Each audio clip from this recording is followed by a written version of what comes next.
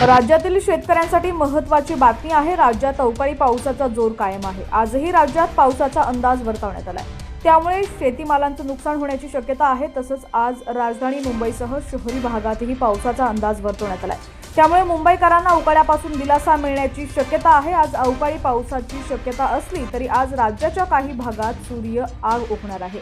3 जिल्ह्यांना उष्णतेच्या लाटेचा अलर्ट जारी करण्यात आलाय। आज कोणत्या भागात कसं हवामान असेल याची सविस्तर माहिती जाणून घेऊयात। त्याआधी तुम्ही HPN मराठी न्यूज चॅनल पहिल्यांदाच पाहत असाल आणि अजूनही चॅनलला सबस्क्राइब केलं नसेल तर नक्की सबस्क्राइब करा आणि बेल आयकॉनवर क्लिक करून नोटिफिकेशन्स मिळवा, जेणेकरून आमचे अपडेट्स लवकरात लवकर तुमच्यापर्यंत पोहोचतील।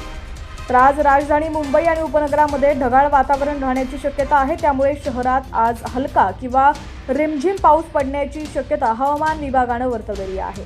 आज मुंबईत कमाल तापमान 33 डिग्री सेल्सिअस आणि किमान तापमान 29 डिग्री सेल्सिअसच्या आसपास असेल। तसंच मुंबईसह आज पालघर, ठाणे, रायगड, रत्नागिरी, सिंधुदुर्ग, कोल्हापूर, सातारा, नांदेड, लातूर, धाराशिव या 11 जिल्ह्यांमध्ये पावसाची शक्यता वर्तवण्यात आलेली आहे। या सर्व भागात मेघगर्जनेसह पाऊस पडेल असं हवामान विभागानं म्हटलेलं आहे।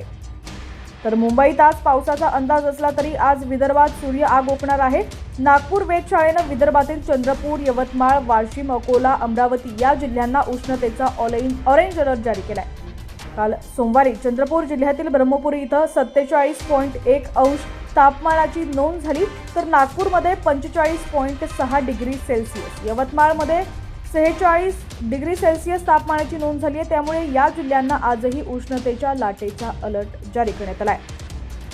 त्यामुळे नागरिकांनी घराबाहेर न पडण्याचं आवाहन प्रशासनाकडून करण्यात आलंय। तर भारतातील शेती ही मान्सूनच्या पावसावर अवलंबून आहे, त्यामुळे या पावसाचं खूप महत्त्व आहे। यंदा भारताच्या मान्सून कोर झोनमध्ये सामान्यपेक्षा जास्त पाऊस पडण्याची शक्यता आहे। ईशान्य भारतात सामान्यपेक्षा कमी, वायव्य भागात सामान्य आणि मध्य आणि दक्षिण द्वीपकालीन भारतात सामान्यपेक्षा जास्त पावसाचा अंदाज आहे। त्यामुळे शेतकऱ्यांमध्ये आनंदाचं वातावरण आहे।